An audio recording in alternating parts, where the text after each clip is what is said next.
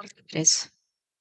Ya que estas cartas te introducen en una dimensión espiritual, mental, que trasciende el plano humano de actividades y asuntos, serán mejor asimilarlas si antes las precede un tiempo de quietud y relajación.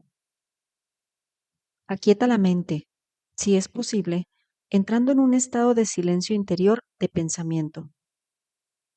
Es tan solo así, estando en este estado completamente receptivo, que estas cartas penetrarán en tu pensamiento humano con su realidad. Mi amor celestial ilimitado me impulsa a volver una y otra vez para escribir a la humanidad, con la intención de que finalmente, cuando, como muchos, estés preparado para recibirlo, posees el conocimiento que te permitirá trascender tu humanidad y fundirte con la conciencia Padre, la verdadera conciencia amorosa, en la cual se realizan todas las cosas generosas y preciosas. Como he dicho antes y quiero reiterar, mi misión entera en la tierra fue impulsada por el amor y fue dirigida solamente a la enseñanza de la verdad de la existencia, puesto que sin este conocimiento no hay esperanza de redención del duro trabajo que la humanidad ha de soportar.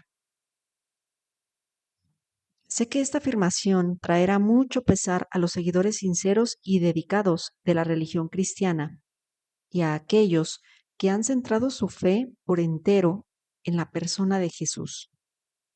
Pero te digo la verdad, para tener éxito en deshacerte de la humanidad que te retiene de la plena comprensión de la verdad universal y la comprensión de la verdadera naturaleza de la condición espiritual humana que llamé el reino de Dios, debes apartarte de los viejos dogmas de salvación por la sangre del Cordero, la Trinidad y otras creencias y venir con la mente perfectamente abierta y receptiva a la verdad de la existencia.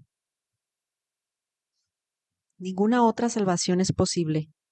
Dios no te puede salvar, puesto que, estando ignorante de los hechos de la existencia, el hombre continuará cometiendo los mismos errores terrenales hasta el final de los tiempos, y así creando su propia enfermedad y miseria. Lo que es más, sea cual sea la creencia del hombre referente a la salvación de los pecados, esta es una falacia humana, puesto que la ley de causa y efecto es imponderable y es una característica natural, inherente e intrínseca de la existencia. No se pueden divorciar los efectos de la causa, y tampoco se puede borrar la causa y seguir teniendo los efectos. A cada nivel del ser, esta es la verdad. Ahora puedes estar lo suficientemente avanzado en tu pensar para poder recibir la siguiente verdad fundamental referente a tu existencia terrenal. La ley de causa y efecto, sembrar y cosechar, es el efecto visible de lo que llamas electromagnetismo. Y nadie que tenga conocimiento de la ciencia esperaría que Dios dejara de lado las leyes de electromagnetismo, las cuales son actividad, adhesión, rechazo. La actividad, adhesión, rechazo o movimiento, atracción, repulsión son los impulsos fundamentales de la existencia y de la conciencia humana misma, los cuales han causado tus formas visibles de vida y son los únicos instrumentos o herramientas de la creación. Son responsables de la formación de la sustancia o materia y también del desarrollo de las formas individualizadas y finalmente de la misma personalidad en todas las entidades vivas. Puesto que estas leyes son fundamentales para tu existencia individualizada, es imposible hacerlas a un lado. Por lo tanto, no se pueden ignorar los problemas inherentes a tu existencia individualizada y creer que Dios te salvará de ellos. Tu única esperanza de escapatoria final, de bajarte de la rueda de la experiencia humana, es reconocerlos y admitirlos, y luego trabajar minuto tras minuto para trascenderlos, y al final fundirte y hacerte uno en pureza de mente, corazón y acción, con la conciencia del amor universal, el Padre que hace el trabajo amoroso. Al mismo tiempo, al crecer en el conocimiento de la naturaleza verdadera del Padre en tu interior y trascendiéndote y en todo tu alrededor, llegarás a tener una fe constante a la cual podrás recurrir en todas las circunstancias para sacar la inspiración, el poder y la elevación directamente del Padre que está en tu interior y alrededor de ti. Llegarás a saber que realmente es el Padre quien te apoya y te guía hacia el reino de la conciencia del Padre Amor. Verás claro, de una manera abundante, que mientras el Padre es universal, es también individual, para ti. Te conoce, es consciente de tu pensar y de tus problemas. Dentro de la conciencia del Padre Amor, te están aguardando las soluciones perfectas para ser reconocidas por ti. Cuando la reconozcas, estarás liberando el dolor, cuando seas dócil y estés dispuesto a escuchar. Mientras no estés dispuesto a escuchar, nunca recibirás en plenitud la conciencia del Padre Amor. Te contaré una parábola. Imagínate a un niño que está gritando y dando patadas porque quiere helado. Todo el tiempo, mientras hace este ruido, su padre está esperando pacientemente en la puerta de su habitación para demostrarle que le ha traído helado y fruta. Quizás piensas que esta parábola es improbable. Sin embargo, es verdad. Las madres recordarán las veces cuando los hijos han estado desconsolados por algo, negándose a escuchar lo que la madre tanto quiere decirles. Sin embargo, la madre tiene la solución, esperándoles en cuanto se calman y secan sus lágrimas. Veo el duro trabajo de la gente y su llanto y lágrimas, y mi compasión es sin límites. Estás siendo escuchado, pero dentro del contexto de tu conciencia actual hay poco que yo pueda hacer. No puedo penetrar en las ataduras y cadenas de tus años de pensar y actuar ignorantes. Veo el dolor perpetrado en las iglesias, en las celebraciones y los púlpitos por los sermones ignorantes. Veo a las naciones y sus gentes intentando tan fuertemente resolver las dificultades que surgen de los valores, culturas y creencias religiosas tradicionales. Veo las limitaciones en su vivir diario, la falta de satisfacción de sus necesidades y de sus propósitos, y el sufrimiento que emana de las relaciones de todo tipo. La conciencia colectiva que está emanando del mundo es un miasma de temores, resentimientos, enfados y turbulencia emocional de deseos apasionados, venganza y agotamiento, entretejidos con la compasión, la determinación de elevar la conciencia del mundo, la dedicación a la búsqueda del amor incondicional de aquellos que han recibido inspiración y un grado de iluminación. Me acerco a la gente que me llama y trabajo con ellos para aliviar sus angustias, pero su esquema mental y sus creencias están tan fuertemente grabadas en sus cerebros que mi verdad no puede alcanzarlos para traer nuevo conocimiento a sus mentes. Mucha gente ha oído, aunque brevemente y de manera imperfecta, pero les ha faltado el valor para aceptar nuevas ideas y hablar claro. Además, no había sido el momento idóneo para atravesar las barreras de la conciencia humana para enseñarles. Pero ya es el momento. Has entrado en una nueva dispensación de frecuencias vibratorias que te capacitarán para elevarte más fácilmente desde la materialidad de la era previa. Esta afirmación puede sonar extraña, pero hay una reserva de conocimiento referente a las energías que todavía no empiezas a entender. En este momento no hay mente terrenal capaz de comprenderla. Tan solo puedes imaginar el espectro de energía, lo cual no es la verdad. Por lo tanto, te ayudará a que puedas aceptar mis afirmaciones tomándolas con los ojos cerrados, porque son la verdad. Estás entrando en nuevas frecuencias de vibración pertenecientes a la conciencia humana que te permitirán ir hacia adelante en el desarrollo espiritual, mental que describí en la carta 1.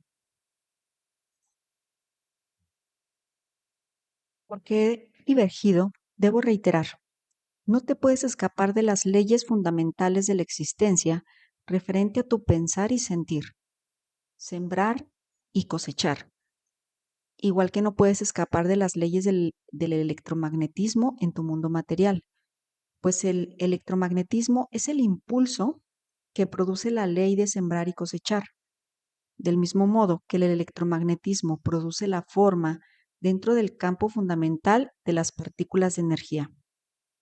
Y así, no es posible seguir creyendo en el dogma cristiano y también intentar seguir estas cartas porque el dogma referente a la salvación por mi muerte en la cruz, la Trinidad, la resurrección física de la muerte y el uso de incienso y las formas fijas de oración son erróneas. Y los hechos que ahora te están siendo presentados en estas cartas son la verdad. El dogma y los adornos sacramentales son lo que podía llamarse pretextos para ganar tu atención y tu lealtad, pero oscurecen la verdad de mis enseñanzas. Por lo tanto, estas cartas tenían que ser escritas. La única manera en que yo podía alcanzar al mundo en este momento presente, cuando está en equilibrio para entrar en un nuevo designio divino, mental, emocional, era la de usar una mente receptiva, obediente y desprogramada para recibir la instrucción y hacer el trabajo manual por mí. Estas cartas ofrecen el único medio por el cual la gente encontrará el camino hacia la dimensión espiritual en la cual todo error humano se disuelve y solamente queda el amor.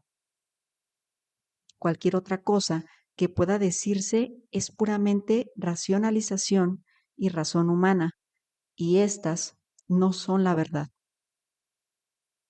La gente busca nuevas formas de solucionar viejos problemas, especialmente en América, pero hasta que comprendan la verdadera naturaleza de la vida, el ego y las leyes de la existencia, tan solo fortalecerán el tirón del ego y su dolor continuará. Mientras grabo para ti en las siguientes páginas la sencilla verdad que hablé hace 2 milenios, recuerda que esta verdad permanece constante y consistente. Por tanto, solo es posible profundizar en tu comprensión de la verdad, no cambiarla. ¿Te has dado cuenta, mientras has leído las primeras 2 cartas, que todo lo que se hablaba a la gente de Palestina fue una consecuencia directa de haber percibido la realidad de la existencia en el desierto, de que nada era sólido? ¿Has recordado que, en mi estado trascendente, al mirar a las rocas, arena, montañas y agua abajo en el mar muerto, todo parecía ser como un titileo de motas? La roca, arena, montañas y agua se diferenciaron lo uno de lo otro, simplemente por la diferencia en la intensidad del titileo de las motas y por la aparente densidad de motas dentro del destello. No hay otra manera en que pueda describir lo que vi cuando estaba en la tierra para transmitir los hechos referentes a la verdadera sustancia de la materia, el tejido y la construcción aparentemente sólida del mundo. En el habla moderna probablemente se llamaría al titileo de motas una vibración de partículas. Quizás se podrían combinar los dos términos y describir a la realidad visible más fundamental, como un destello de partículas. Este transmite el sentido de la incandescencia luminosa en la cual vi bailar a las partículas. Habiendo dicho todo lo anteriormente mencionado como introducción para el informe de mis actividades en Palestina, permíteme llevarte a otro día hace 2000 años, cuando brilló el sol y el cielo estaba raso, azul claro, y empecé a subir a las colinas con mis discípulos en un intento por reiterarnos a descansar, meditar y orar. Pero eso no iba a suceder. Habíamos pensado en escaparnos, pero a pesar de contar a la gente nuestras intenciones, primero nos siguieron unos pocos, quienes luego avisaron a otros diciéndoles que íbamos a los montes. Aunque les rogamos que volvieran a sus hogares, los pocos luego aumentaron en una gran concurrencia de gente siguiéndonos a cierta distancia. Insistían en que hablara con ellos. Quizás te preguntes por qué estaban tan deseosos de escucharme. Por intuición, sabían que les hablaba palabras de vida. Siempre les mostré la actividad del Padre a su alrededor, y esto les dio esperanza y les ayudó a ver el mundo con una nueva visión. Les hablé del amor y se sintieron reconfortados. Fue por esto que pude decirles, sabiendo que me entenderían y que estarían de acuerdo conmigo: ven a mí, tú que estás cansado y agobiado, y te daré descanso. Mi yugo es llevadero y mi carga ligera. Sabían que cuando pronunciaba estas palabras, como lo hacía con frecuencia, estaba comparando las reglas y leyes de los líderes judíos con la verdad que presentaba al pueblo. Así fue que, cuando fui implorado por la gente para que les enseñara, ¿qué podría hacer sino sentarme sobre una roca más arriba de ellos a enseñar? Estaba decidido que, si habían venido tan lejos para oírme, escucharían algo que recordarían y posiblemente hablarían de ello toda la vida. Sabía que a pesar de todo lo que les había dicho acerca del Padre y el amor del Padre, todavía seguían temerosos de que Dios los rechazara. Aunque había intentado ayudarles a comprender que el Padre de quien hablaba no era el Dios personalizado al cual rendían culto, sabía muy bien que estaban confundidos. Aunque les había dicho una y otra vez que el Padre estaba en su interior, seguían preocupados de que podrían incurrir en castigo desde lo alto por creer en mis palabras. ¿Qué debería enseñarles aquel día?, pregunté al Padre. Luego me fijé en las cabras y ovejas que estaban pastando en la colina bajo el cuidado vigilante de su pastor, y entró en mi mente el mensaje para ese día.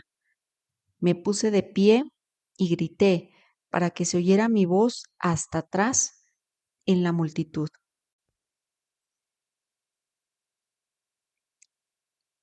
He estas ovejas y cabras pastando en las colinas. Las ovejas están en un sitio y las cabras en otro. Considera las ovejas. Son pacientes y pacíficas entre sí, incluso cuando están apretadas en un rincón del redil. Pastan tranquilamente. Nunca reclaman el terreno que no es suyo. Dejan el pasto corto, pero no dañado. Dejan que la hierba se recobre después de pasar por encima de ella. Lo que es más importante, escuchan la voz del pastor. Por consiguiente, él las cuida, las guía hacia los mejores pastos y duerme con ellas de noche para que no estén amenazadas o atacadas por los perros o los ladrones. Mira las cabras, cómo pelean y saltan sobre las rocas y se meten en lugares difíciles o peligrosos. Jalan las zarzas y el follaje de los árboles. Si no fuese por su utilidad para el hombre, no habría lugar para ellas que no fuera estar atadas todo el día o ser desterradas al desierto.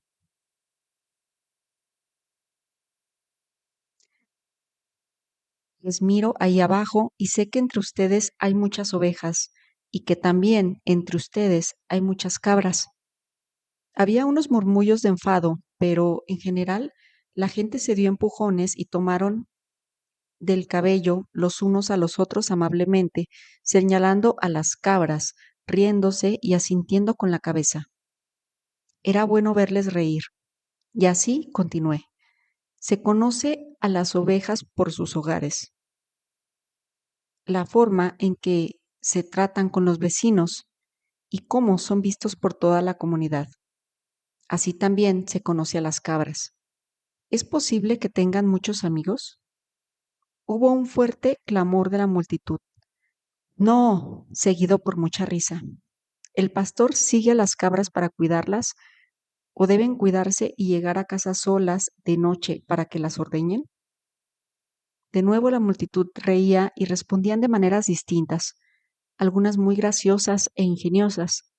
Y así es con aquellos que son ovejas y aquellos que son cabras. Reciben la protección del Padre los que son ovejas, y los que son cabras no, porque ellos van obstinadamente siguiendo sus propios deseos todos los días, y posiblemente dejando un rastro de destrucción detrás. Dime, ¿el Padre puede proteger a aquel que es cabra? La multitud estaba en silencio, pero escuchando atentamente. ¿Dirás entonces que el Padre está enfadado con las cabras y no quiere protegerlas? ¿O dirás más bien que así como el pastor cuida a sus ovejas y cuidaría a las cabras si se lo permitieran, el Padre ama a las ovejas y a las cabras por igual, pero no puede protegerlas por igual a causa del comportamiento natural de las cabras? También considera los hábitos de alimentación de las ovejas y las cabras. Las ovejas se contentan con comer solamente la hierba para la cual están perfectamente diseñados sus estómagos, pero las cabras comen cualquier cosa que encuentran sin respetar de ninguna manera su constitución. Así es con la gente que no respete el alimento de sus mentes, puesto que no tiene ninguna meta fija o propósito claro. Como las cabras, no reconocen cuando el alimento mental es dañino o que les está llevando donde no deben ir en sus vidas diarias, o si les dirige hacia un mito dañino o una falacia peligrosa. Van sin rumbo, recogiendo el equivalente mental de las zarzas, zapatos viejos, trozos de tela, hojas, cardos o malas hierbas que les falta sentido común. Un hombre me gritó: Maestro, ¿y si una persona es una oveja, comete un error y se ve en un embrollo, el padre le abandonará? Le respondí con una pregunta. ¿Qué hace el pastor si una de sus ovejas cae en un hoyo o por un acantilado o si se ve atrapada en las zarzas? Te lo diré. El pastor deja el rebaño y rápidamente va en búsqueda de la oveja perdida y no la dejará hasta traerle de vuelta sana y salva. Así es con el Padre. Ni siquiera una oveja puede evitar equivocarse de alguna manera u otra, pero ten la seguridad de que el Padre enseguida responderá a su balar y le rescatará. Y si una cabra empezara a comportarse como una oveja y atiende la voz del pastor, entonces ella también estará bajo la protección del pastor y será cuidada igual que las ovejas. Así es contigo y el reino del cielo, el reino de Dios. Se oyeron varias voces, pidiéndome que les contara el significado del reino de Dios. Lo que te estoy diciendo no es como lo que has oído de cualquier profeta en cualquier tiempo. No intentes entender lo que te digo pensando en lo que te han dicho tus maestros. Solamente pueden repetir lo de las escrituras y no tienen ningún conocimiento personal del reino de Dios o del cielo. Dios no está contenido en ningún lugar, sino que está en todas partes, como lo están los cielos y el aire que está encima de ti. La Santa Palabra habló la verdad cuando dijo, en Dios vives, te mueves y tienes tu ser, puesto que el reino de Dios está por encima, alrededor y también dentro de ti, y puedes entrar en el reino de Dios. La gente clamaba con impaciencia, pero ¿qué es eso? Es un estado de la mente y del corazón, el cual está plenamente poseído por Dios, tu Padre. Cuando estás en ese estado, el Padre es la cabeza de tu cuerpo y dirige todo lo que haces y toda tu vida. Unas personas decían refunfuñando, ¿cómo puede ser eso?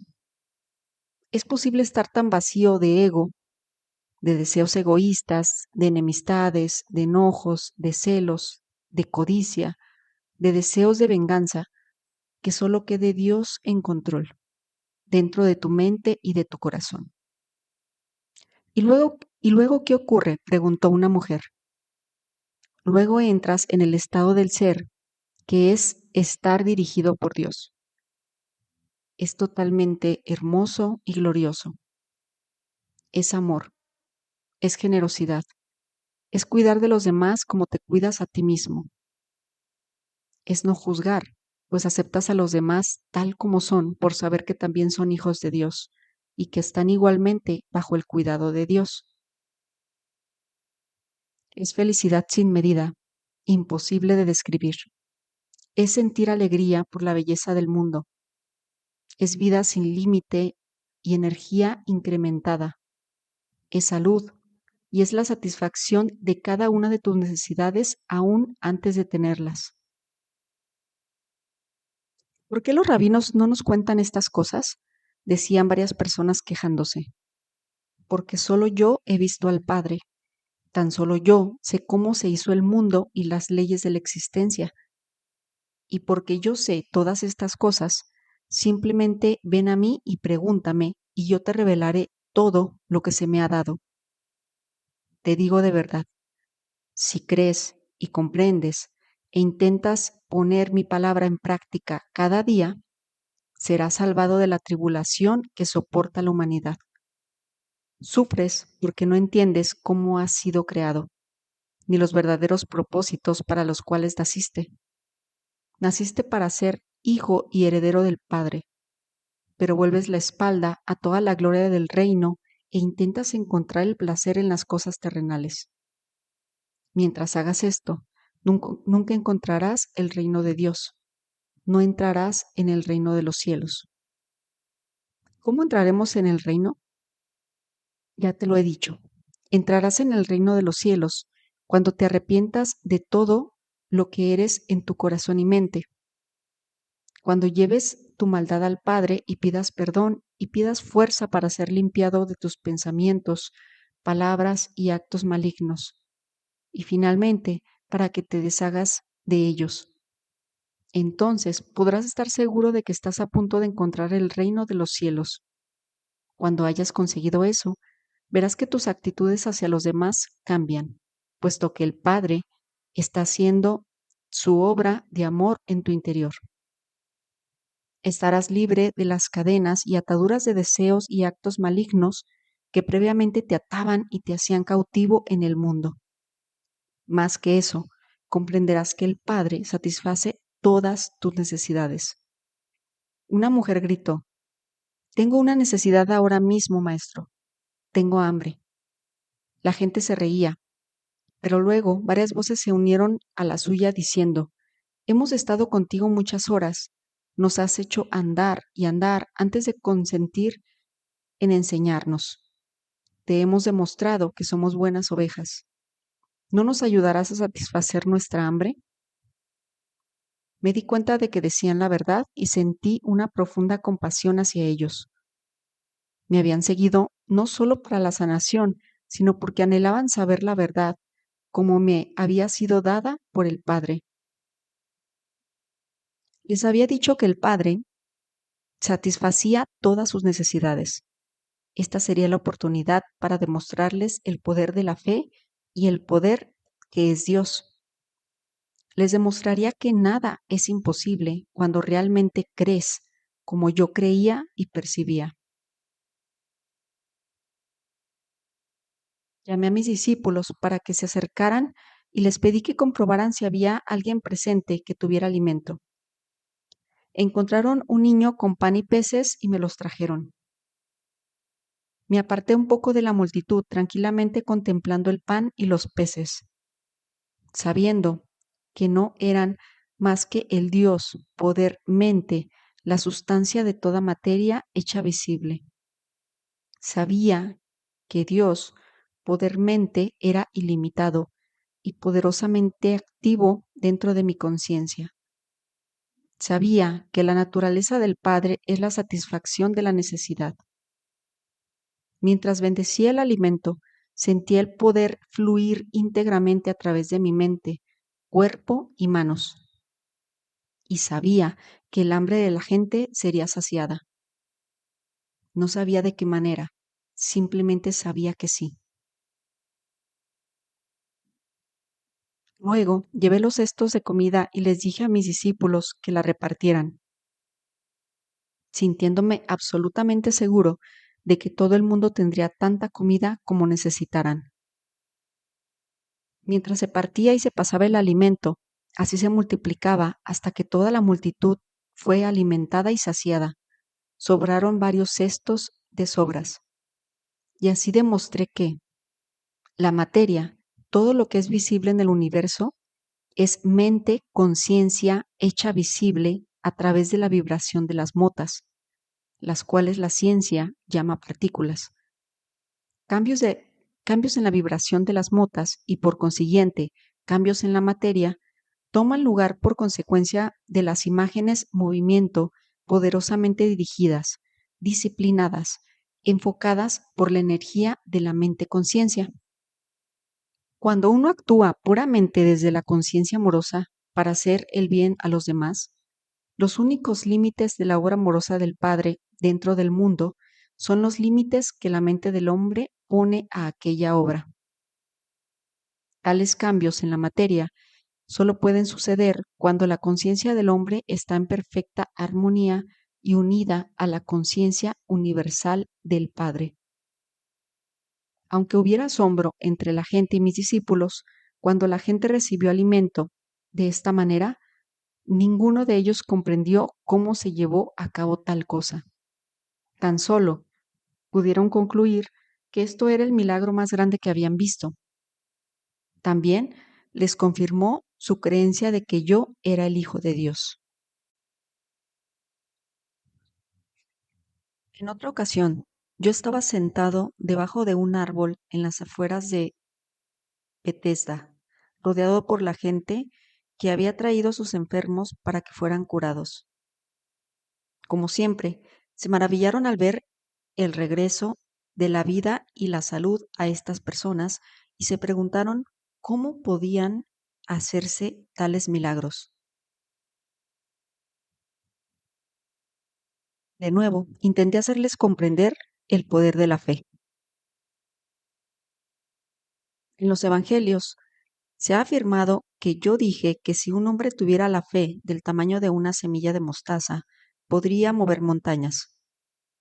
Esta afirmación es una interpretación incorrecta de lo que verdaderamente dije y revela lo poco que mis discípulos y los evangelistas entendían de mis enseñanzas cuando estuvimos en la tierra.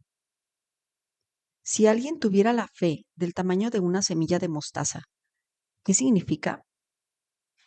¿Cómo se puede medir la fe de tal manera? Fe es fe. Fe es un poder de total convicción en la mente, poseyendo la mente, y no puede ser sometida a un tamaño. La fe, que surge de tu necesidad de creer en algo, porque tal creencia servirá tus propósitos de algún modo, puede ser poderosa y fuerte, pero nunca puede ser estimada bajo un concepto de tamaño. La creencia es aún más fuerte, La creencia es el fruto de saber algo de oídas y de la lógica, porque has oído y estás convencido de que lo que has oído o leído es verdad.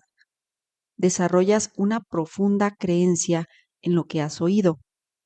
Tú crees que es verdad. Tú crees de una manera total y completa que desafía cualquier contradicción. Constantemente decía a la gente, cree que recibirás y recibirás.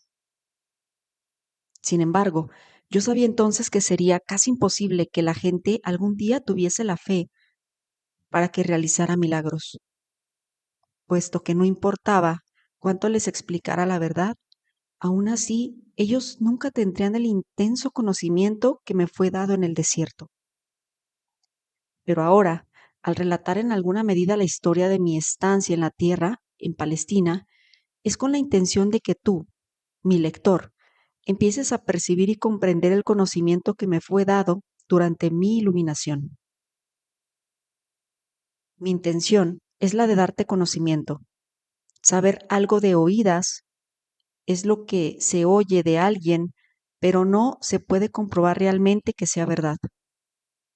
El conocimiento es cuando se te dice algo o cuando lees algo y dado que lo has oído o leído, ahora concuerda de manera lógica y realista con todas las cosas de conocimiento ya relacionadas en tu mente y puedes comprenderlo y creerlo de manera realista y lógica. La nueva información se convierte en conocimiento.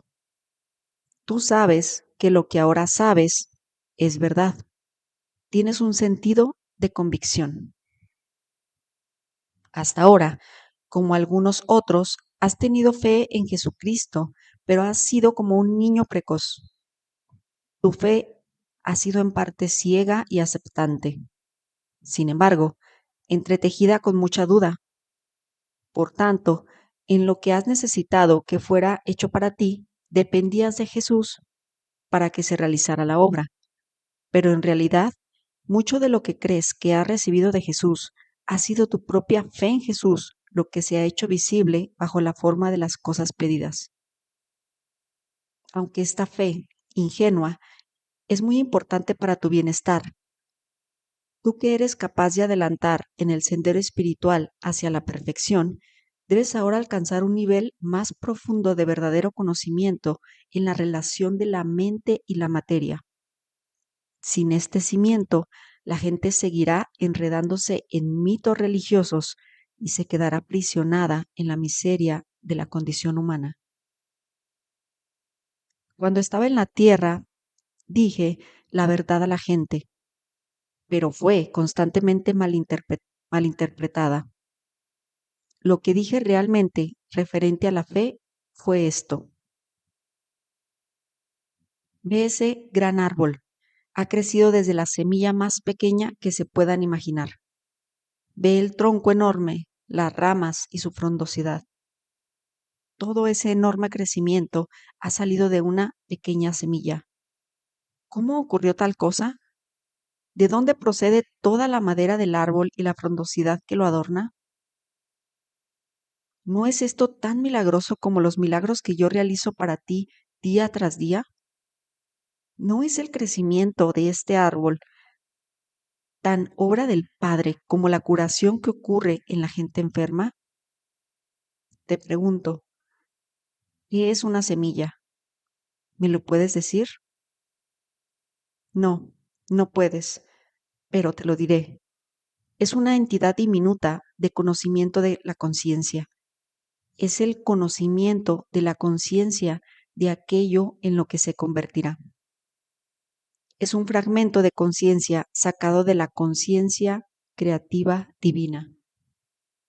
Es un fragmento del poder de la mente procedente del poder de la mente del Padre, el cual, al ser plantado en la tierra y regado por la lluvia, empezará a vestirse a sí mismo de la materia visible, de la cual posee conocimiento en lo profundo de sí mismo. Este conocimiento es verdadero, es firme, es fuerte y directo. Este autoconocimiento corporificado en la semilla es una convicción de la conciencia. Todas las formas de vida surgen de este autoconocimiento enfocado, una convicción en la conciencia. Esta convicción en la conciencia es lo que separa la tierra inanimada y las rocas de todo lo que vive y crece sobre la faz de la tierra. Donde no existe convicción de la conciencia o conocimiento de identidad, no hay crecimiento. La conciencia dentro de la tierra y las rocas permanece como conciencia en una forma dormida. Por lo tanto, si pudieras creer en lo que pides, tan poderosamente como la semilla de la mostaza conoce su propia identidad, podrías hacer cualquier cosa que quisieras. Si pudieras llevar dentro de tu mente una semilla, el plan perfeccionado de tus objetivos más sentidos y saber fuera de toda duda que puede crecer y llegar a ser y llegar a la perfecta fruición, podrías ver esta maravillosa semilla cobrar vida propia, de pronto se manifestaría en tu vida. Y podrías, con toda seguridad, mover las montañas de tu vida, esas montañas que atraviesan tu camino y que impiden alcanzar todo lo que deseas. Montañas que, en momentos de imprudencia y mal pensar, te has creado tú mismo. Si tan solo comprendieras la creación y la existencia, podrías vivir una vida de total libertad, hazañas sin límites y alegría trascendente. Busca la comprensión y verás que, poco a poco, la comprensión vendrá a ti. Llama a la puerta del universo que da acceso a Dios, la conciencia Padre Universal, y finalmente encontrarás que la puerta se abre y que tienes entrada a los secretos del mundo. Tan solo cree y recibirás. También le recordaba esto en todo momento. Solo los de mente y corazón puro realizarán estas cosas poderosas.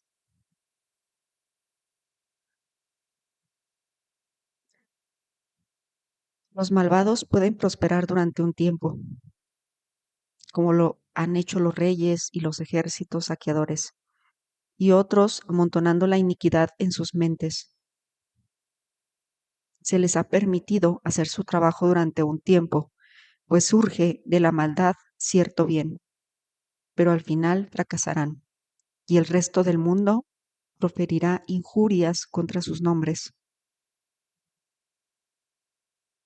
Consiguiente, si quieres tener éxito, examina tus motivaciones. Los deseos que surgen simplemente del anhelo egoísta de riquezas o confort. Al final acaban en desengaño, enfermedad y muerte. Y yo te digo a ti que lees estas palabras, no te atrevas a negar la verdad que digo hasta que hayas andado el camino de autorrenunciación que anduve yo en la tierra y que hayas alcanzado la misma unión con el Padre y las alturas del conocimiento y la comprensión indiscutible que yo poseo. Cuando hayas alcanzado todo esto, ya no tendrás ningún deseo de negar la verdad que te digo,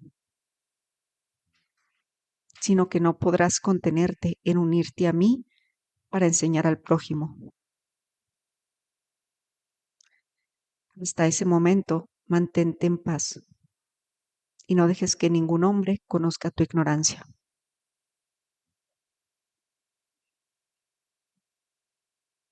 ¿Con qué frecuencia, a través del mundo, la gente abraza mis enseñanzas con mucho gusto? Por su altísima moralidad y por ser los principios del buen comportamiento, del vivir diario más perfectamente formulados. Sin embargo, añaden rápidamente que se deben descontar las historias de los milagros, puesto que tales aberraciones de las leyes naturales no son posibles.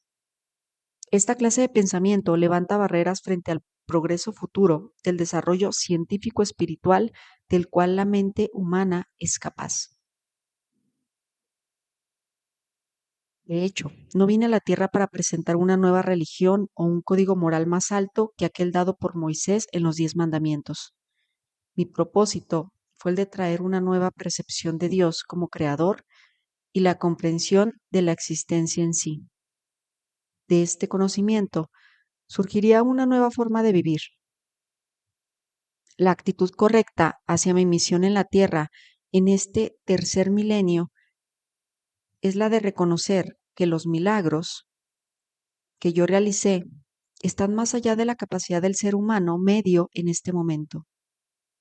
Sin embargo, tales milagros fueron ejemplos de lo que se puede alcanzar en el futuro cuando las mentes de la gente estén plenamente imbuidas con el verdadero conocimiento de la existencia y estén también, por medio de la fe, la meditación y la oración, totalmente sintonizadas e imbuidas con la conciencia universal, vida, amor.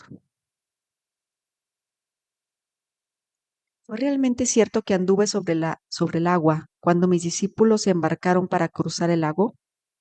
Si has leído la narración bíblica de este incidente, te darás cuenta de que mis discípulos me habían dejado atrás.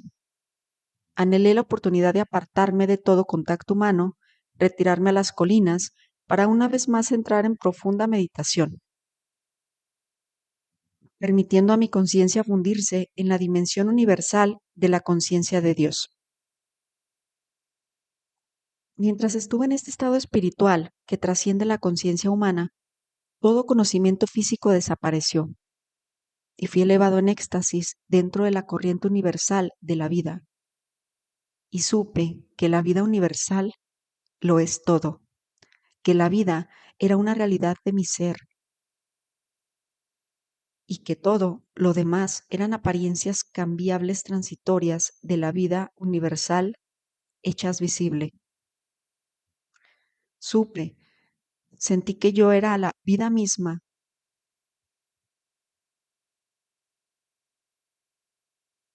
y que al introducirme en la conciencia de la vida, más allá de la conciencia terrenal, las leyes que gobernaban mi ser físico eran trascendidas y ya no se aplicaban a la carne y sangre de mi cuerpo humano. Anhelaba moverme en este nuevo estado trascendente y me vi salir de la cueva flotando. Vi a mis discípulos en el lago y supe que estaban en peligro. Sin esfuerzo, bajé la colina hacia la orilla, flotando, y al empezar a contactar de nuevo con mis asuntos humanos normales, en este caso, mis discípulos, me encontré pisando sobre las aguas. Sin embargo, todavía estaba en esa condición en la que me di cuenta plenamente que yo mismo era la vida individualizada y por tanto que mi cuerpo estaba bañado por el poder vital que seguía aligerando y transformando la estructura atómica de mi estado físico. Debes entender que oír y pensar en el estado de conciencia humana y la ascensión en la manifestación trascendente de la vida universal, cuando la conciencia personal está ya apartada de la condición corporal y plenamente fundida en la conciencia universal del Padre, pertenecen a dos dimensiones totalmente diferentes del ser. La conciencia humana puede recibir inspiración de la conciencia universal del Padre, pero la inspiración que se recibe se entremezcla con la condición humana y frecuentemente se interpreta mal, según el almacén de conocimiento que ya controla al cerebro y por tanto los procesos mentales en sí. Desgraciadamente, la inspiración que recibes es contaminada y distorsionada por tus actuales creencias fuertemente arraigadas. Dado que el estado perceptual trascendente y de cobrar conciencia sale, emerge de la condición física, el cerebro ya no está al control, ya no tiene influencia sobre el estado de percepción trascendente que es la verdad en sí, ya no está controlado o afectado por la creencia humana. Está en un estado de lo que realmente es. lo que está detrás de la manifestación y la existencia visibles, en un lugar de estar en la dimensión humana de lo que se cree es la existencia. Es el estado de conciencia trascendente en el que los milagros no son más que la obra normal de la ley universal.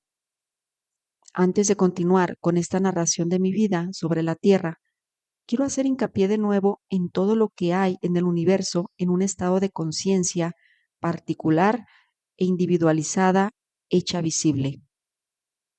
He tenido que descender desde mi estado de conciencia del amor universal actual con el fin de experimentar de nuevo mi vida en la Tierra que sigue impresa de manera imborrable dentro de la energía de la conciencia del mundo en sí, la cual se remonta hasta el momento de su creación.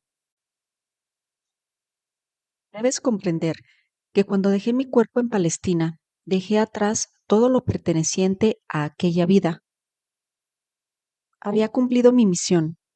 Por tanto, cuando morí en la cruz, fui liberado, fui elevado en luz gloriosa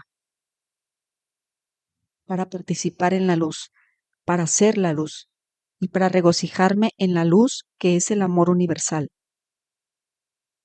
Vida, belleza, armonía, dicha y éxtasis. Moverse entre diferentes niveles de conciencia no es asignatura fácil o agradable. Es tan solo porque mi misión en la Tierra no había quedado completa cuando morí en Palestina, por lo que ahora vuelvo para ayudarte a preparar tu entrada en la nueva era, una fase nueva de la existencia individualizada en la Tierra. Puede que comprendas lo que quiero decir por la incomodidad de ese suceso. Si haces memoria de alguna profunda tristeza que ocurrió en tu vida y ves que reaccionas con casi el mismo grado de tensión y estrés emocional como cuando el acontecimiento te ocurrió. El reflexionar sobre algún sufrimiento o pena pasada te hará querer llorar. Sentirás la vuelta de la depresión y angustia original al revivir aquel momento en tu imaginación. Puede que quieras apartarte de la gente porque tu conciencia ya ha descendido desde tu estado anterior del equilibrio feliz y de paz para experimentar, una vez más, las vibraciones y las formas de la conciencia baja que creaste en el momento inicial de tu sufrimiento. El cambio de ánimos indica un cambio de tus energías de conciencia. Una subida de las vibraciones de conciencia te dará una elevación mental, emocional y física, haciéndote sentir feliz. Una baja de tus energías de conciencia deprimirá el funcionamiento de todo tu sistema y sentirás el comienzo de una depresión. O, al menos, una caída del optimismo previo que disfrutabas. Te estoy explicando un hecho de la existencia. Tu universo entero manifiesta las diferentes frecuencias de vibración de las partículas de energía de la conciencia. Al moverse las frecuencias arriba o abajo de un nivel a otro, así también las estructuras físicas y visibles manifiestan niveles de energías diferentes, y hay un cambio de patrones mentales y emocionales y de aspecto. Al descender desde mi estado de conciencia para volver a entrar en las condiciones de mis tiempos en la tierra, estoy movido tan solo por mi amor por la humanidad. Desde hace 2000 años, los cristianos llevan reviviendo el trauma de mi crucifixión. Algunas personas, incluso, han experimentado el estigma, que no es más que una respuesta histérica, morbosamente emocional a lo que creen que me pasó. La gente se excita hasta un punto similar al frenesí, mientras se imagina la angustia de mi sufrimiento antes de mi muerte. Su gratitud emocional por lo que soporté los pone en un estado de congoja física. Esto está siendo escrito en un día de Viernes Santo, y he venido especialmente para hablarte acerca de mi crucifixión, y para decirte que debes abandonar todo drama referente al recuerdo de ese día. Morí, y eso fue, para mí, una liberación maravillosa. Es hora de que la gente se despierte de su largo, largo sueño y que llegue a comprender la existencia como lo que realmente es, y la verdad con respecto a mi crucifixión, la cual ha estado oculta hasta este tiempo. En Viernes Santo, año tras año, a través de los siglos, se ha creado un estado de ser, de conciencia traumática y contaminada por todo el mundo, tan lejos de la dimensión espiritual de la conciencia creativa universal como dista el infierno del cielo. Ahora que he elegido revivir mi vida sobre la tierra en la persona de Jesús, a través de la mente de alguien que recibe mis palabras, con el fin de ayudar al mundo a avanzar hacia una nueva fase de desarrollo espiritual mental. Pido a aquellos que puedan recibir mis palabras que dejen esta práctica de recordar mi muerte y de ejercer la abnegación física durante el ayuno de la Cuaresma para conmemorar mis 40 días en el desierto. Como te debes dar cuenta por esta narración, mi tiempo en el desierto fue de gran dicha y de bendición de espíritu. Muchos sucesos de gran significado espiritual ocurrieron justo antes de mi muerte, los cuales son ejemplos magníficos de las grandes leyes cósmicas en acción dentro de tu dimensión de existencia. Ahora te estoy dando una breve narración de los sucesos importantes porque mi propósito es el de iluminar completamente tu mente, darte conocimiento más allá de cualquier conocimiento recibido por cualquier otra persona en tu universo. Cuando empecé a preparar a mis discípulos para mi muerte que se aproximaba, tuve una tarea terriblemente difícil. A duras penas podía contener la conmoción y el asombro. Pensar que me iban a crucificar como un criminal común era repugnante, inexpresable, y tampoco querían perderme de vista. Les había llamado para seguirme y dejar atrás sus vidas que habían sido bastante prósperas. Habían dejado sus familias y sus hogares para rehacer sus vidas alrededor de mí y mi obra. Se habían enorgullecido de mi recorrido por las ciudades. Habían estado dispuestos a asociarse conmigo y se les conocía como mis discípulos, a pesar del rechazo y la dura crítica de los líderes religiosos. Lo que es más, me amaban y me respetaban tanto por mi forma de vivir mis propias enseñanzas como por la manera en que curaba tanta gente con compasión y por cómo les traía confort a sus vidas desdichadas.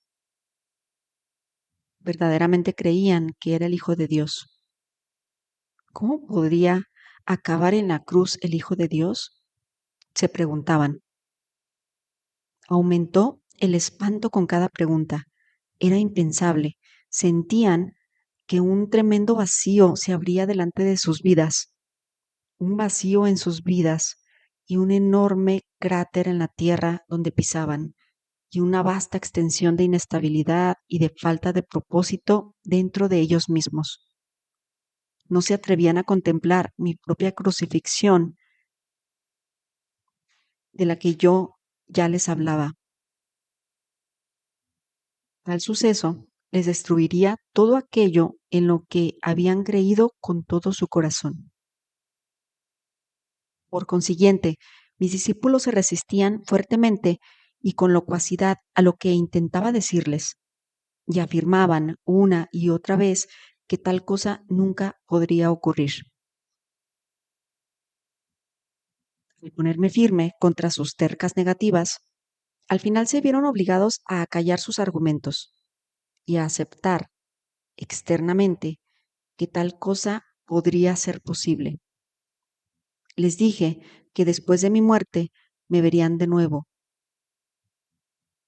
y que esperaba que siguieran la obra que yo había emprendido. El dolor y las discusiones que había despertado en mis discípulos también me afectaron a mí profundamente. No era empresa fácil ir a Jerusalén donde me esperaba mi destino. Más que cualquier cosa, me preguntaba si estaría a la altura de este gran reto a mi resistencia. ¿Sería capaz de trascender la condición física y entrar en la conciencia del Padre Universal y quedarme ahí hasta que muriera? Había veces que estaba profundamente asustado ante la prueba que no me atrevía a revelar mi temor a mis discípulos. Por tanto, empecé mi último viaje hacia Jerusalén con sentimientos poderosamente mezclados. Por una parte, estaba cansado de curar y hablar y enseñar a la gente que escuchaba boquiabierta sin tener ninguna comprensión de nada de lo que intentaba contarles. Había pensado que mi comportamiento haría capaz a la gente de salir de su miseria y, al menos, hacer contacto con el Padre y obtener un vislumbre del reino de los cielos. No había ninguna evidencia de tal despertar espiritual, ni siquiera entre mis discípulos. Mi decepción y sentido de fracaso me hizo estar contento de irme de la vida terrenal hacia la gloriosa existencia que sabía que me esperaba después de mi muerte. Al mismo tiempo, me preguntaba cómo iba a resistir el dolor de la crucifixión. A través de mi misión, había vivido en un estado mental más o menos consistentemente pacífico, frecuentemente exultado, con los pensamientos fijos de la conciencia amorosa del Padre, autor de todo ser, sabiendo que solo tenía que pedir y lo que pidiera rápidamente sería manifestado. Podría mantener mi ecuanimidad cuando me trajesen ante el consejo, al llevarme a mi crucifixión, cuando me clavaran en la cruz con mi peso colgando de mis manos, porque estaba dando lugar a dudas y temores, se me bajaba el nivel normal de mis frecuencias de conciencia. Me estaba bajando hasta las frecuencias de la conciencia del plano terrenal. Volví a ser víctima de mi vieja agresión que me incitaba hacia actos irrazonables, lo cual nunca hubiera contemplado antes. Cuando estaba en mi estado anterior de total armonía con la conciencia del amor Padre, mis dudas y conflictos se externalizaron en mi vida como emociones e impulsos humanos que contravenían la ley cósmica del amor. Primero, ocurrió el episodio de la higuera. Tenía hambre y fui al árbol realmente sin esperar encontrar fruta, porque no era la estación de los higos. Al ver que la búsqueda era infructuosa, maldije la higuera. 24 horas más tarde, se había marchitado hasta las raíces. Fue una experiencia terrible. Era la primera vez que mis palabras habían causado daño a algo. Sin embargo, demostró claramente a mis discípulos el poder del pensamiento para bien o para mal. Les demostró que cuanto más espiritualmente evolucionada es una persona, mayor es el impacto de sus palabras en el medio ambiente. Aproveché la oportunidad para señalar a mis discípulos que me había comportado sin pensar, como lo hace el hombre o mujer promedio que, teniendo grandes esperanzas, no consiguen lo que quieren. Suelen reaccionar con enojo, lágrimas e incluso palabras agudas que pueden o no ser una especie de desear mal o de maldecir a la persona que les haya negado el deseo anhelado en su corazón. Ya había visto, ya habían visto ellos mismos lo que mi maldición había hecho a la higuera.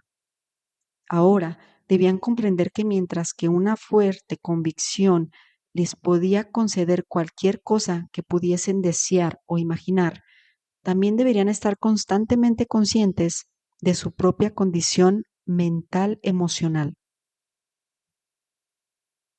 No deben guardar rencor contra los demás, sino que deben perdonar rápidamente. De lo contrario, podrían hacer mucho daño a aquellos contra quienes sienten resentimiento, lo cual se les devolvería en el debido tiempo, tal como la cosecha de su siembra. Lo que es más, según se siembra, se cosecha. Sabía que lo que había hecho a la higuera inevitablemente regresaría a mí de alguna manera u otra. Llevé a mis discípulos al templo. Muchos años habían pasado desde que estuve ahí, y sabía que mi visita serviría para establecer los sucesos que conducirían a mi crucifixión. Algunas personas me reconocieron y como respuesta a sus peticiones me puse a enseñarles. Se juntaron más personas y se apiñaron los prestamistas, quienes empezaron a quejarse. Sus gritos y quejas ruidosas rompieron el hilo de mi pensamiento mientras enseñaba. De repente monté en cólera. Había aquí personas sinceras que me rodeaban, deseando oír palabras de vida, las cuales pronto no podría contarles. Y ahí estaban los prestamistas que vivían vendiendo ganadería para los sacrificios que no hacían ningún bien a la gente. Estos hombres solamente traían deudas y miseria a la gente.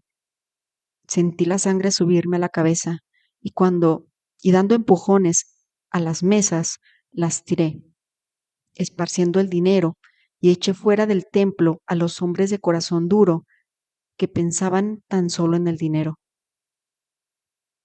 Entonces hubo una tremenda conmoción de gritos y chillidos. Algunos pelearon para recoger el dinero. Los prestamistas me maldijeron, denunciándome como malvado, como si hiciera el trabajo de Belcebú y otros 1000 demonios. Los sacerdotes y los fariseos y toda la gente que valoraba en muchos los sacrificios del templo vinieron juntos corriendo para averiguar la causa del ruido y de la confusión. Al oír lo que me contaron los prestamistas, estaban tan agraviados por mis actos que se lanzaron en una condenación vociferante y de lamentaciones contra mí para impresionar a los sacerdotes, cada uno superando al compañero, haciendo protestas cada vez más fuertes para demostrar su horror por lo que yo había hecho. Nunca antes se había visto en el templo tal cosa. Incluso aquellos que antes me habían escuchado estaban molestos por mi intención y se preguntaron qué clase de hombre podría ser yo. Estaban agrupados, de pie, viendo los sucesos, cuando se les acercaron los sacerdotes y los fariseos, quienes les persuadieron de que yo intentaba destruir todo aquello en lo que creían, predicando un Dios falso, totalmente diferente a lo que siempre habían oído en las sinagogas. Los sacerdotes transmitieron su propio enojo desenfrenado a la gente y les convencieron de que mi pecado les contaminaría también si se empeñaban en escuchar mis locuras. Gradualmente, se le convenció a la gente de que yo era una influencia malvada y que deberían quitarme de en medio antes de que pudiera trastornar la paz del país y atraer la ira del gobernador romano sobre todo el país de Palestina. Mis discípulos, avergonzados por lo que había hecho, sigilosamente dejaron la escena y se escondieron entre los callejones a alguna distancia del templo. Cuando más tarde regresaron a donde yo estaba, demostraron claramente que estaban profundamente molestos por mis actos. Se preguntaron si había perdido el juicio o si me había vuelto loco profetizando mi muerte y luego haciendo aquellas mismas cosas que probablemente la provocarían. Fue en ese momento que Judas, quien nunca se había deshecho verdaderamente de sus creencias judías, empezó a dudar de que yo fuera el Mesías después de todo. Llevaba 3 años enseñando al pueblo y no había una disminución del dominio romano. 3 años y la gente no estaba más cerca de la felicidad que les había prometido. Y ahora parecía que estaba a punto de convertirme en un perturbador de la paz, trayendo la ira de Roma sobre sus cabezas. Se enteró que el sumo sacerdote judío quería deshacerse de mí y por tanto ofreció sus servicios para identificar a mi persona cuando así se requiriera. Cuando fue la hora de celebrar la Pascua con mis discípulos, planeé cenar todos juntos en un salón grande. Sabía que era la última vez que comería alimento en la tierra. No deseé volver profundamente a la conciencia de aquella noche. Sentía gran tristeza por dejar a mis discípulos, quienes me habían servido tan bien. Con mi tristeza volvieron todos mis temores y conflictos. Pasé momentos de profunda lástima emocional por mí mismo. Sentí que nadie comprendía todo lo que había intentado hacer para mi pueblo y el sacrificio que estaba dispuesto a hacer por ellos. Juan estaba dando una vívida narración de las historias de la última noche de los israelitas en Egipto antes de escapar al desierto. Hablaba de las instrucciones de Moisés al jefe de cada familia, de que matasen un cordero sin mancha, de cocinarlo de cierto modo y con la sangre pintar los dinteles de las moradas israelitas. Porque aquella misma noche vendrían los ángeles a matar a los hijos primogénitos y al ganado de los egipcios. Con gran entusiasmo recordó el alboroto de los egipcios que al despertar encontraron el primogénito de cada hogar ensangrentado. Ninguno se salvó. Era la clase de historia horrible que rechazaba por no tener ningún valor para la persona que buscaba la verdad espiritual más alta. Me preguntaba cuánto realmente habían entendido mis discípulos cuando les hablaba de su Padre Celestial y su amor por toda la humanidad. ¿Cómo podían entusiasmarse con el pensamiento de los ángeles matando a los primogénitos de los egipcios cuando se les había dicho con toda claridad que Dios, el Padre, era amor? Pero los judíos siempre se habían preocupado por el derramamiento de sangre para expiar sus pecados. Incluso Abraham, el fundador de la nación israelita, se convenció de que debía llevar a su hijo único al desierto y matarle y ofrecerle como sacrificio a Dios. Un pensamiento pagano y repugnante. Pensé en los sacrificios de los animales en el templo. Amando a todos los seres vivos como lo hacía, esta práctica era una abominación para mí. Y ahora yo estaba a punto de ser llevado a la muerte porque me había atrevido a pronunciar las palabras de la verdad. Y cuando consideraba lo poco que había conseguido de transmitir mi conocimiento, me preguntaba por qué se me había confiado tal misión. Sentí un espasmo momentáneo de resentimiento y enfado entretejido con mis sentimientos habituales de amor hacia estos hombres. Con algo de cinismo, me preguntaba qué recuerdo eficaz podría dejarles para volver a traer a sus mentes todas mis enseñanzas cuando ya no estuviera con ellos. Si podían olvidar tan rápidamente todas mis enseñanzas sobre el amor del Padre y disfrutar la historia horrible de la Pascua mientras todavía estaba en la habitación con ellos, ¿cuánto recordarían cuando muriese como un malhechor en la cruz? La más ignominiosa de las muertes. Luego se me vino a la mente que si el derramamiento de sangre tanto les conmovía, les daría sangre para que me recordaran. Con estas reflexiones irónicas, cogí un pan, lo partí, lo pasé a mis discípulos y les dije que lo comieran. Comparé el partir del pan con el futuro de mi cuerpo partido y les pedí que repartiesen el partir del pan y su distribución como medio de recordar el sacrificio de mi cuerpo para traerles la verdad. la verdad acerca de Dios y la verdad acerca de la vida, la verdad acerca del amor. Dándose cuenta de que yo estaba de un humor extraño, dejaron de comer. Escucharon, tomaron el pan y lo comieron en silencio. Luego tomé mi copa de vino y se las pasé, diciendo que cada uno debía beber de ella, puesto que era símbolo de mi sangre, que en poco sería derramada, porque me había atrevido a traerles la verdad de la existencia. Vi que mi voz entrecortada tocaba a alguno de ellos.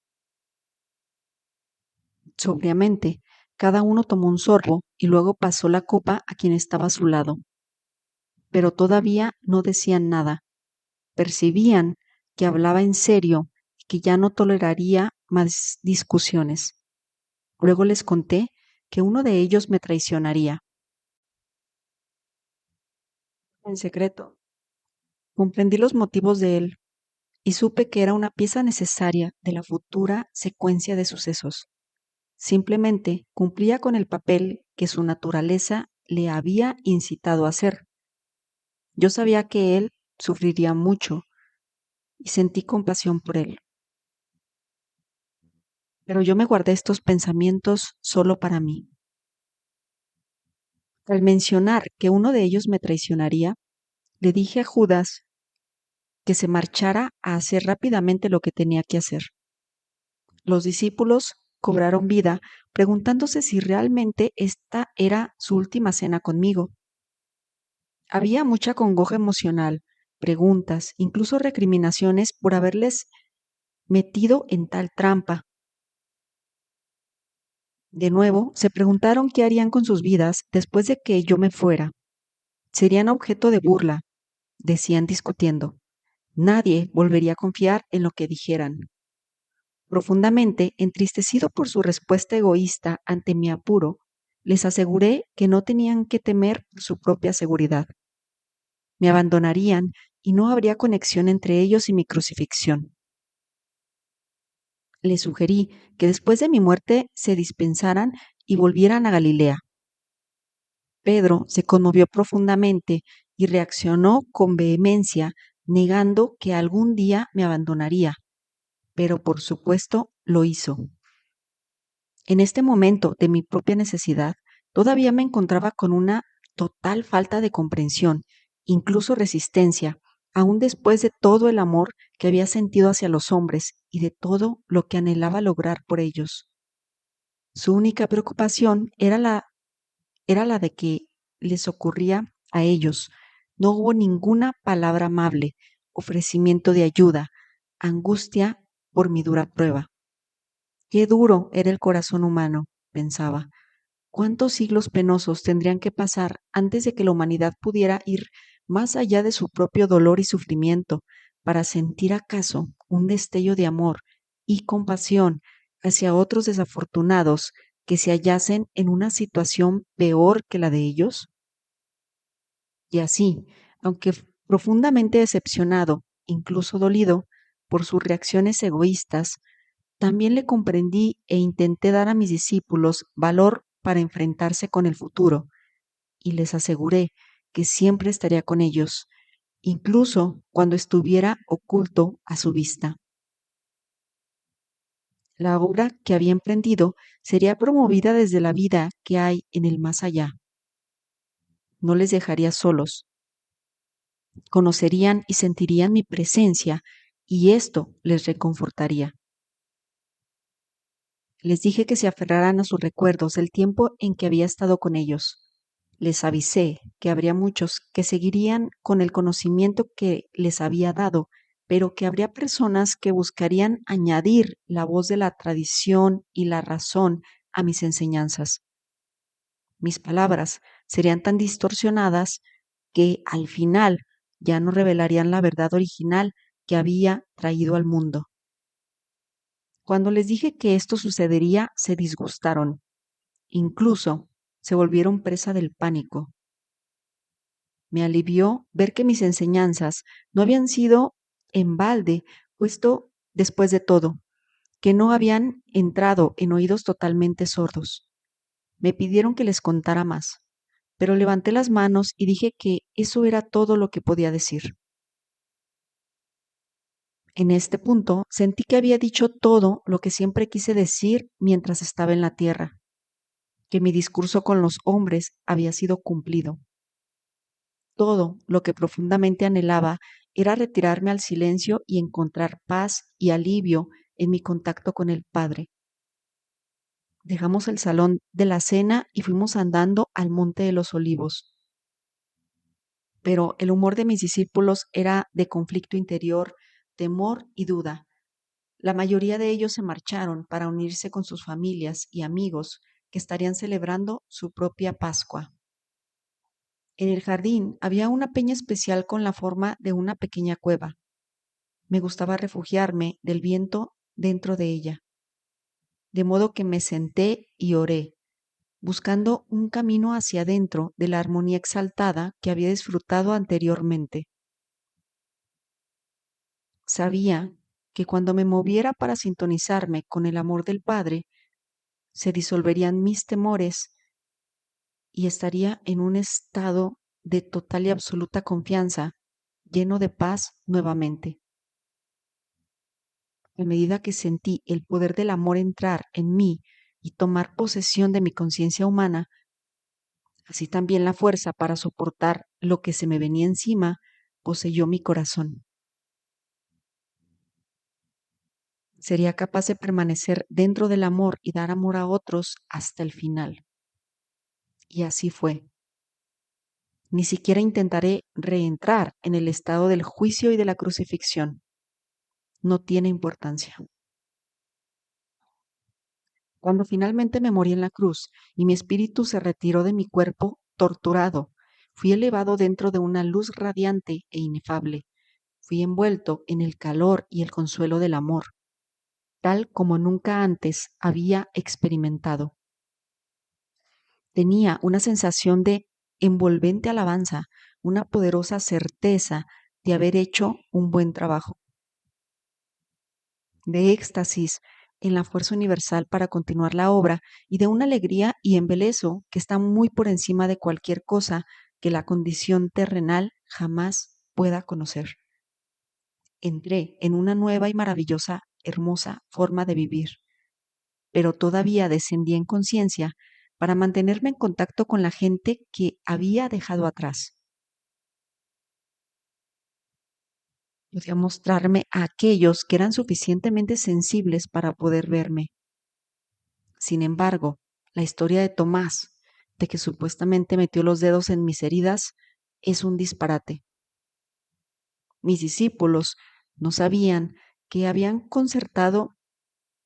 concertado en secreto con José de Arimatea que después de mi muerte llevasen mi cuerpo a su propia tumba sin usar, donde lo ungiría según la costumbre antes de la puesta del sol. Luego, cuando cayera la noche y todos en Jerusalén estuvieran cumpliendo el sabbat, ayudando, ayudado por dos sirvientes de confianza a caballo, llevaría mi cuerpo a escondidas durante la noche y por caminos ocultos de día a una ladera en las afueras de Nazaret, en Galilea. Ahí, y ayudado por mi familia, si seguía mis instrucciones, encontraría una pequeña cueva oculta que me había dado refugio de las tormentas y de la gente cuando era un joven infeliz y rebelde, y estaba contrariado con el mundo. José me prometió que encontraría la cueva siguiendo un mapa que le había dado, que me dejaría ahí después de otro embalsamamiento. Luego reconstruiría la pequeña entrada para librarla totalmente de posibles intrusos. Allí mi cuerpo ha descansado, libre de molestias. Se ha dicho que mi cuerpo resucitó de los muertos. Qué absurda cosa inventada por mentes terrenales de quienes no sabían cómo explicar satisfactoriamente mi muerte en la cruz como un malhechor. ¿Qué necesidad tendría yo de un cuerpo terrenal para continuar la existencia en la siguiente dimensión? ¿Cómo puede persistir tal mito ridículo incluso en el siglo XXI? Esto da la medida de la falta de comprensión de los cristianos, el que hayan aceptado ciegamente tal dogma hasta hoy. Piensa en esto con cuidado. Habiendo sido librado de un cuerpo terrenal y después de mi experiencia de éxtasis y de glorioso arrobamiento, de pasar a una dimensión sublime de la conciencia universal, ¿por qué querría yo volver a la dimensión terrenal para entrar en mi cuerpo otra vez? ¿De qué utilidad sería para tu mundo o para el mío? Mientras la sustancia física de mi cuerpo podría ser espiritualizada cuando estuviese perfectamente armonizado a la conciencia amorosa del Padre, cuando todavía vivía en la tierra, ¿no sería un estorbo y un obstáculo para mis viajes posteriores dentro de los reinos espirituales más altos? Las cosas visibles no son más que una manifestación de las frecuencias vibratorias específicas en la conciencia que producen un titileo de motas o partículas, dando un aspecto de materia sólida. Cada sustancia visible posee su propia frecuencia de vibraciones única. Un cambio en la proporción de las vibraciones produce un cambio en el aspecto de la materia. Al cambiar las energías de la conciencia, así también cambia el aspecto de la materia. Por consiguiente, era posible que yo enfocara y bajara las frecuencias de mi conciencia a tal punto que mi forma se hiciera visible al ojo humano. Podía volver a mis discípulos y ser visto por ellos, y así lo hice. Los amaba más que nunca y les debía tanto consuelo y apoyo como era capaz de darles después de mi muerte. No solo esto, era necesario dirigir mi propio poder dentro de sus mentes con el fin de darles el ímpetu y el valor para seguir la obra que había emprendido. Sin embargo, quiero que sepas que la conciencia individualizada, que haya ascendido en frecuencias vibratorias hasta los mismos portales de la dimensión creativa universal, se convierte en luz individualizada, una conciencia individualizada que no necesita ningún cuerpo para expresar y disfrutar de todo lo que la conciencia gloriosa pueda idear en los reinos espirituales más altos. Es un estado supremo y extasiado de ser, sin tener ninguna de las necesidades, deseos o impulsos experimentados por aquellos que no hayan subido plenamente más allá y por encima del ego. Mientras vives en la tierra, tu mente permanece anclada dentro de ciertos parámetros de frecuencias vibratorias, encerrada en un cuerpo que tiene sus propias necesidades. Si tu conciencia verdaderamente se elevara más allá de estos parámetros, tu ser terrenal desaparecería. Cuando yo estuve atrapado en un cuerpo, yo también estaba, en gran medida, confinado a estos parámetros de frecuencias vibratorias y de la conciencia. Lo que es más, la imaginación sola no puede elevarse más allá de tus experiencias previas y, por lo tanto, estás confinado a tu pasado, lo cual proyectas hacia tu futuro. Sin embargo, poco a poco serás guiado por aquellas mentes que son lo suficientemente sensibles para entrar en las dimensiones espirituales más altas y que se pueden mover más allá de tus límites de conciencia presentes. Ellos grabarán para ti esas maravillosas experiencias y esos estados del ser más allá de los tuyos, a los cuales tú mismo puedes aspirar. De este modo, adelantarás en niveles o pasos de desarrollo espiritual. Cada paso te trae una visión más alta de lo que puede ser alcanzado, y desde esta visión tú formulas una nueva meta. Con esta meta siempre delante de ti, tú trabajas para purificarte de la influencia contaminante de los impulsos de adhesión-rechazo de la existencia terrenal. Paso tras paso, tú trasciendes tu ego. Cuando tú trasciendes el ego y eso muere dentro de tu conciencia, ya estás abundantemente vivo dentro de la conciencia amorosa del Padre y encuentras la realidad del reino del cielo en tu vida. dentro de ti mismo y en tu entorno. Para permitirte a ti alcanzar estas cimas de amor, alegría, armonía y éxtasis, yo viví, trabajé y morí en Palestina y he venido ahora a ti en estas cartas. No dejes que mi trabajo sea en vano esta segunda vez.